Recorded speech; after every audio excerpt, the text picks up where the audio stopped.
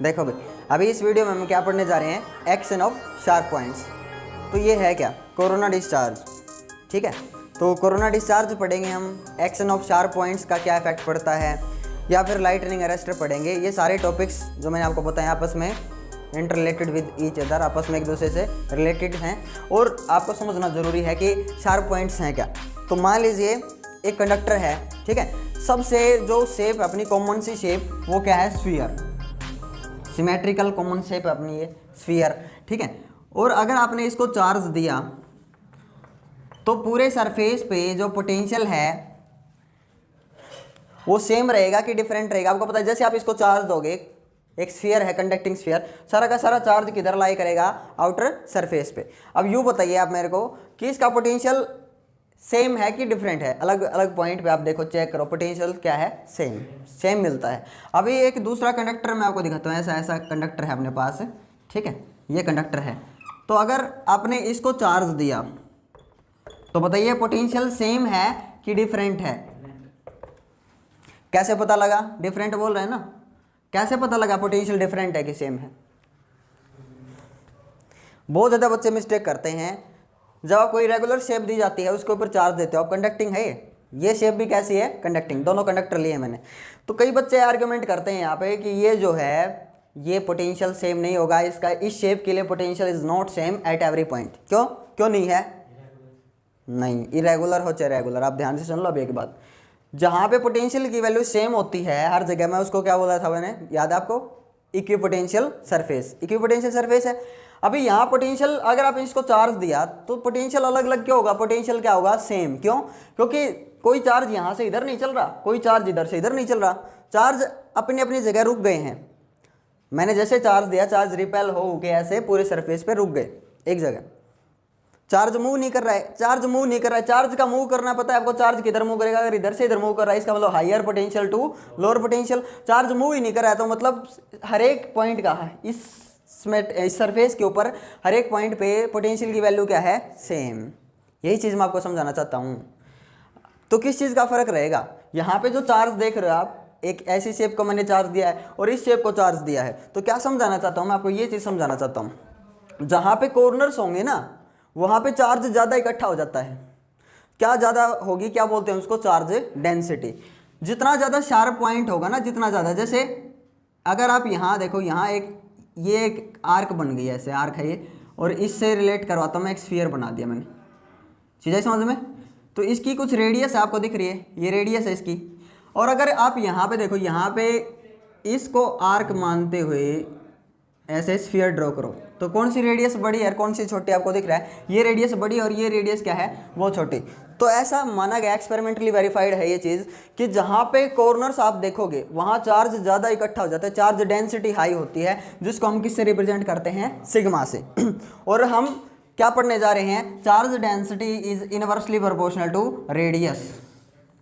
क्या चीज़ समझ में आई, जहाँ पे रेडियस ज़्यादा दिख रही है आपको, मतलब यहाँ शार्प पॉइंट इतना नहीं है ना, तो चार्ज यहाँ कम है। जहाँ पे आपको दिखे radius is so small, radius small, तो यहाँ पे चार्ज डेंसिटी क्या होगी, बहुत ही हाई। यहाँ देखो ये और भी ज़्यादा शार्प है, अगर इसको इतनी सी को देखो आप तो इतना छोटा सा स्फीयर बनेगा, तो यहाँ तो बहुत ज़्यादा चार्ज इकट्ठा हो जाएगा, चार्ज डेंसिटी क्या रहेगी, बहुत ज़्यादा हाई चार्ज डेंसिटी। अब क्या है ये, पोटेंशियल सेम रहेगा, पोटेंशियल पे कोई इफेक्ट नहीं पड़ेगा। मैं फिर से बोल रहा हूँ, तो पोटेंशियल पे इफेक्ट नहीं पड़ेगा, फिर भी आप कर रहे हो, यहाँ चार्ज डेंसिटी हाई होगी, ज़्यादा चार्ज इकट्ठे होने के कारण पर सेंटीमीटर स्क्वायर पे यूँ समझिए क्या ज़्यादा है, चार्ज ज़्यादा है। तो आपको पता है चार्ज डेंसिटी क्या होती है, total charge per unit area, है ना, क्योंकि सरफेस पे देख रहे हैं हम, वॉल्यूम में थोड़ी ना देख रहे हैं। तो चार्ज अपॉन में area, surface charge, surface density, समझ में है कि नहीं है। अगर आप एरिया को 1 यूनिट कर दो तो मतलब क्या है, ये चार्ज ही है, चीज़ें समझ में। अभी मैंने इस चीज़ को प्रूव करना है कि अगर रेडियस ज़्यादा होगी तो चार्ज वहाँ पे कम इकट्ठा होगा, और अगर रेडियस बहुत छोटी होगी तो चार्ज डेंसिटी बहुत ज़्यादा हाई होगी। तो इसके कई तरीके, मेरे पास बहुत सारे मेथड हैं, टेंशन लेने की कोई बात नहीं है, ध्यान से देखिएगा।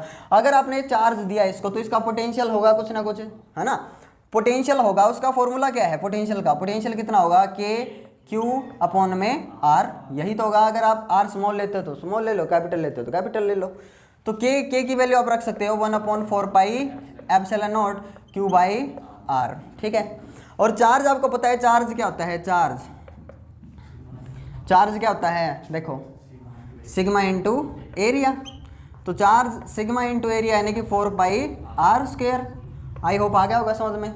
तो अब चार्ज को रिप्लेस करो, potential is equals to 1/4 pi epsilon naught charge sigma 4 pi r square upon में आर, ठीक है। ध्यान से देख लो, 4 पाई से 4 पाई कैंसिल आउट, एक आर से एक आर कैंसिल आउट, तो v इज इक्वल्स टू कितना बच गया है, सिग्मा आर, सिर्फ आर बचा है, एक आर से एक आर कैंसिल, ठीक है, अपॉन में epsilon not. Epsilon not constant है, चाहे आप इसको इधर मल्टीप्लाई कर लो। ध्यान से देख लो, अभी पोटेंशियल कांस्टेंट है, जितना चार्ज दे दिया था ना आपने उसके कारण potential is same at every point, ठीक है।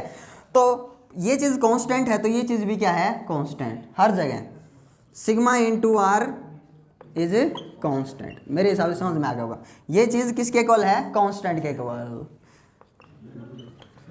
तो अगर आप आर देखो, आर को नीचे ले जाओ, सिग्मा इज इक्वल टू क्या होगा, कांस्टेंट अपॉन में आर। आई होप आया समझ। कांस्टेंट को हटा दो, क्या आ जाएगा, इनवर्सली प्रोपोर्शनल। यानी कि जहां पे आप रेडियस छोटी देखोगे, स्मॉल रेडियस, तो charge density will be so much high, ज़्यादा चार्ज इकट्ठा होगा वहाँ पे। मैं क्यों समझा रहा हूँ, क्यों पढ़ा रहा हूँ, सारी चीज़ें आपको समझ में आएंगी, ठीक है ना। हाँ, तो जहाँ पे आप रेडियस स्मॉल देखो चार्ज डेंसिटी हाई और रेडियस इज ग्रेटर तो चार्ज डेंसिटी इज लोअर। क्या चीज़ समझाऊँ मैं आपको, ये चीज़ समझाऊँ कि चार्ज डेंसिटी अगर कम है तो मतलब क्या ज़्यादा है, रेडियस। ये चीज़ समझाने जा रहा हूँ। ये तो मेथड ये हो गया, इस मेथड से आप देख सकते हो। मैंने बोला कई मेथड है, टेंशन लेने की जरूरत नहीं। आप हर बार क्या आएगा, charge density is inversely proportional to radius. अब इसका एग्जांपल भी दे देता हूँ ताकि आपको समझ में आए। आपने देखा होगा कई बार हमारे घरों में कूलर फ्रिज चलते रहते हैं ना इलेक्ट्रिसिटी से, तो कई बार ऐसा होता है कि फ्रिज में से कुछ सामान लेने जा रहे हैं हम और गलती से हमारा हाथ जो है उसके कॉर्नर पे हमारे एल्बो को टच कर जाती है। टच करते ही ऐसा लगता है शॉक लगा, इलेक्ट्रिक शॉक। फिर देखते हैं, फिर डर जाते हैं हम, कहीं करंट तो नहीं है इसमें। फिर उसकी बॉडी को टच करते हैं धीरे से, हाँ नहीं है। फिर कॉर्नर को टच करते हैं दोबारा से, फिर देखते हैं वहाँ भी नहीं है करंट, है ना। तो क्या था वहाँ पे उसकी पूरी बॉडी पे जो चार्ज आया वो सारा कॉर्नर पे इकट्ठा हो गया। और जैसे हमारी बॉडी टच की, हम कहाँ कनेक्ट हैं, लोअर पोटेंशियल पे, तो हायर पोटेंशियल से लोअर पोटेंशियल में चार्ज लीक हो जाएगा और एकदम से थोड़ा सा झटका लगता है अपने को। तो उसकी बॉडी पे जितना भी चार्ज आएगा वो कहाँ इकट्ठा हो जाता है, कॉर्नर पे।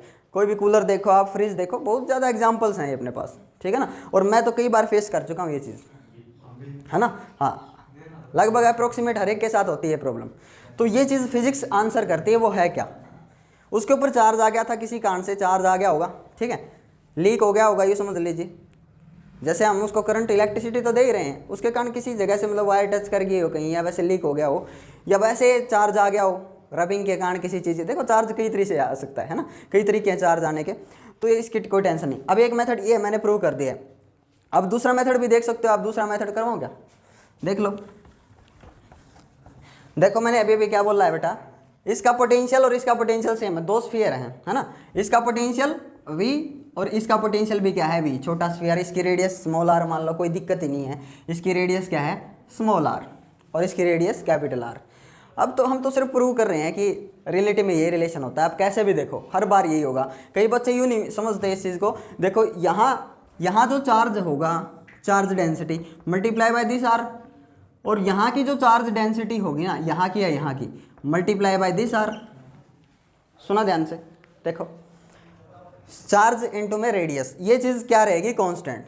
और यही चीज़ मैं लेके आऊँगा, अभी प्रूव भी करूँगा। ये अगर 10 है तो ये 2 है, और ये अगर 2 है तो ये क्या है, 10। एग्जाम्पल देख लो, या फिर मैंने ऐसे लिख दिया, इसको 2 लिखना चाहिए, इसको 10 लिखना चाहिए। ध्यान से देख लो, देखो अगर ये 2 है तो ये 10 है, और ये अगर 10 है तो ये रेडियस छोटी है, अभी 20 है दोनों साइड। चाहिए समझ में, ये कांस्टेंट रहेगा, sigma into r, sigma into r हर पॉइंट पे क्या रहेगा, कांस्टेंट। यही चीज़ प्रूव करूंगा, देखोगे। अब यहाँ का पोटेंशियल सेम और यहाँ का भी पोटेंशियल सेम, तो V1 मान लूँ और V2 मान लूँ, ताकि एक बार समझ में आए। V1 और V2 बाद में इनको इक्वल देख लेंगे, और हमें पता है V1 और V2 इक्वल हैं, ठीक है। अब V1 के लिए देखो फॉर्मूला क्या होगा, 1/4 pi epsilon not Q upon में R। इसके लिए क्या होगा, 1/4 pi epsilon not Q by R, small r। छोटा सा स्फीयर है, हमें पता है V1 और V2 इक्वल है, इक्वल पुट कर दिया हमने, ये सिर्फ समझाने के लिए दिक्कत ना। अब इसका जो चार्ज है 1/4 पाई एप्सिलॉन नॉट, चार्ज को आप क्या लिख सकते हो पता है ना, सिग्मा इंटू में, है ना, चार्ज को ये लिखोगे आप।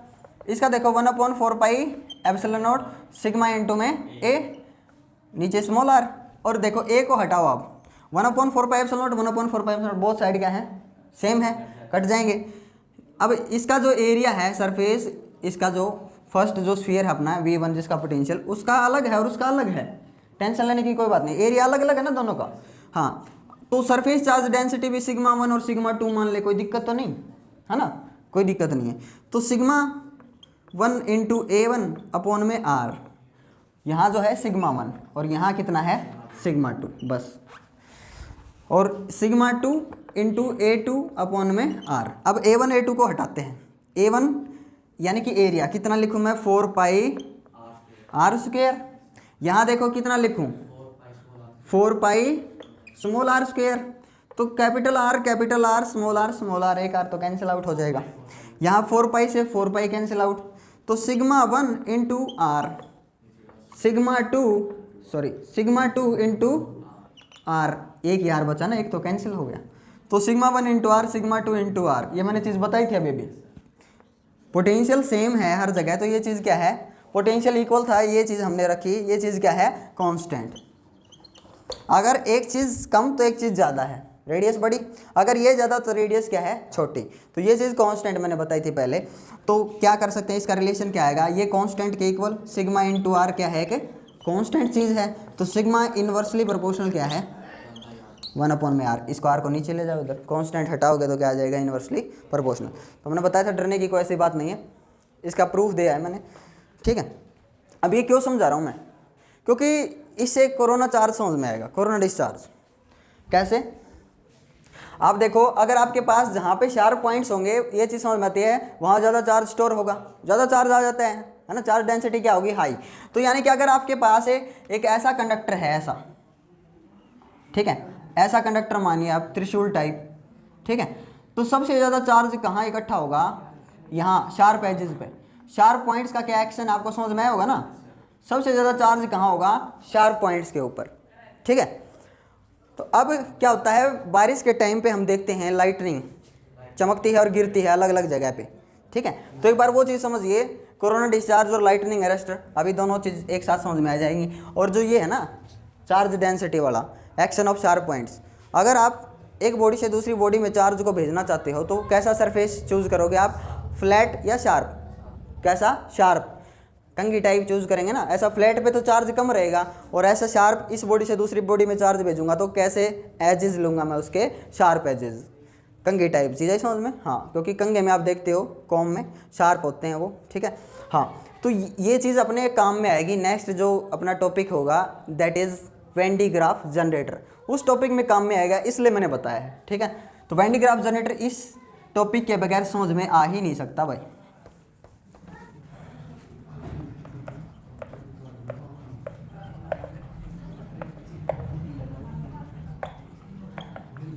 अब देखिए लाइटनिंग अरेस्टर क्या है भाई, ध्यान से देखिए। आपको पता है क्लाउड्स होते हैं ऐसे, है ना, और क्लाउड्स में ऐसा माना गया है साइंटिस्ट के थ्रू कि नेगेटिव चार्ज होता है नीचे की साइड, और ऊपर वाले हिस्से में कौन सा चार्ज होता है, पॉजिटिव चार्ज, ठीक है।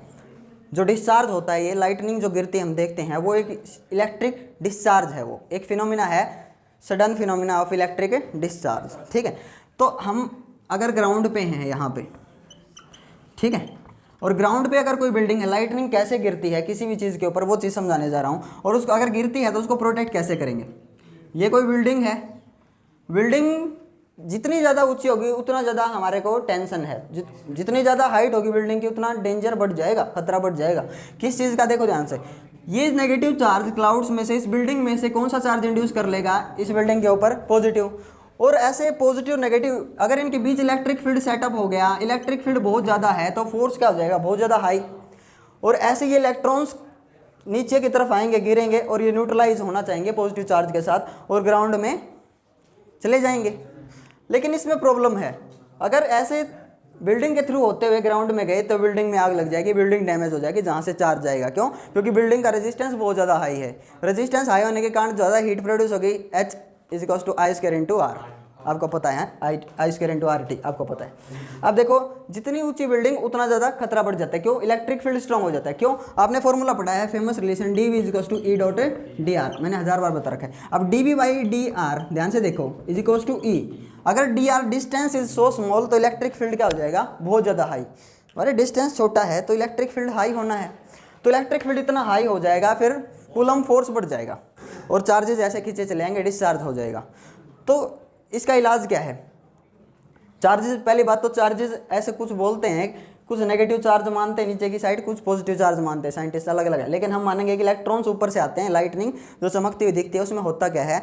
ऐसे दिखती है चमक, अपने को तार सा दिखता है बारिश के टाइम पे, तो क्या होता है जो क्लाउड्स के इलेक्ट्रॉन हैं वो डिस्चार्ज होते हैं, नीचे की तरफ आते हैं, तो बहुत तेज स्पीड से आते हैं। कितनी स्पीड से? लाइट की स्पीड से। तो एयर के एटम्स में से ठोकर मारते मारते नीचे आते हैं, तो उसके कारण एयर क्या है? इंसुलेटर।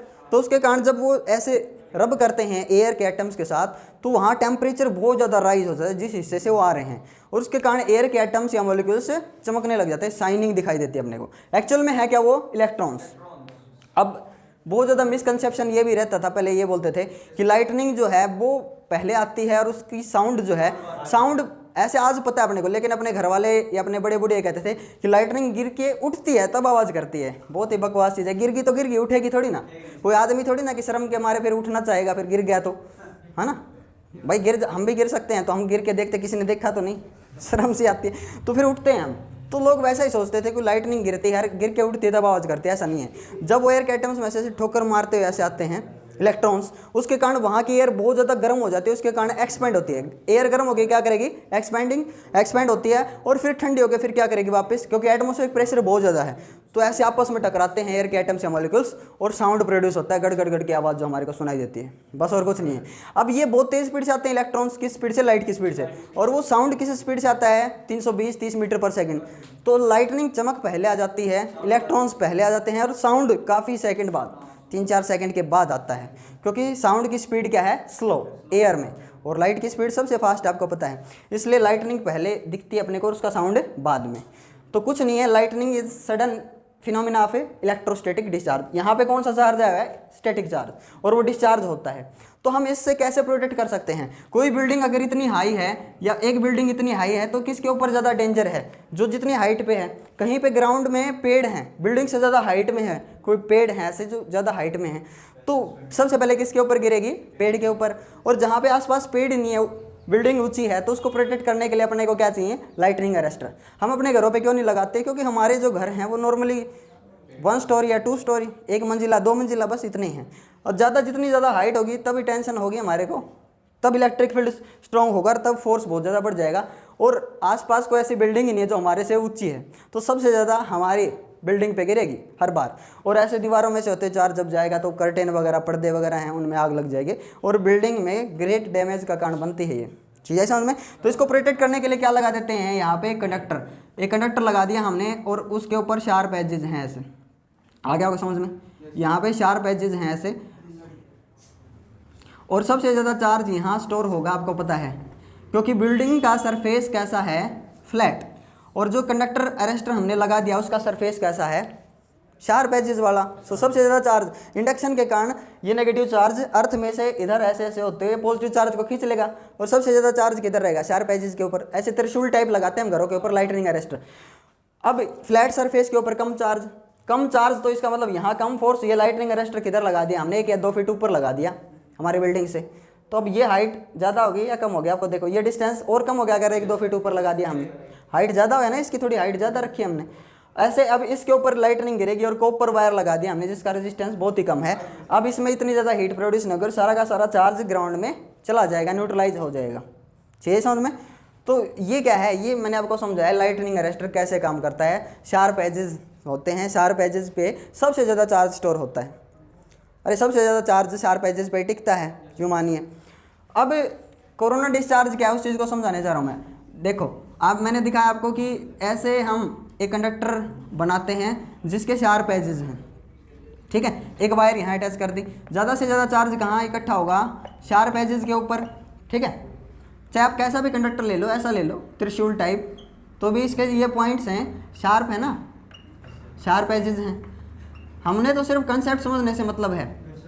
अब यहाँ से जब इलेक्ट्रॉन्स ऐसे कंटिन्यूसली नीचे की तरफ गिरते हैं, ठीक है, कंटिन्यूसली ऐसे जैसे बारिश सी होती है ना, फवारा टाइप, ठीक है, तो ये स्प्रिंकलिंग होती रहती है इसके ऊपर, कंटिन्यूस चार्ज ऐसे गिरता है इसके ऊपर, और उसी स्प्रिंकलिंग को जो इसके ऊपर जो फवारा टाइप है, शॉवर बनता है ना इसका, उसी शॉवर को हम क्या बोलते हैं, कोरोना डिस्चार्ज। कोरोना डिस्चार्ज आई चीज समझ में? तो ये कंसेप्ट कंप्लीट हो गया अपना, कोरोना डिस्चार्ज क्या है, लाइटनिंग अरेस्टर क्या है, लाइटनिंग अरेस्टर क्यों यूज़ करते हैं बिल्डिंग्स को प्रोटेक्ट करने के लिए। नेक्स्ट वीडियो में हम पढ़ेंगे band D graph generator. So thank you for watching this video.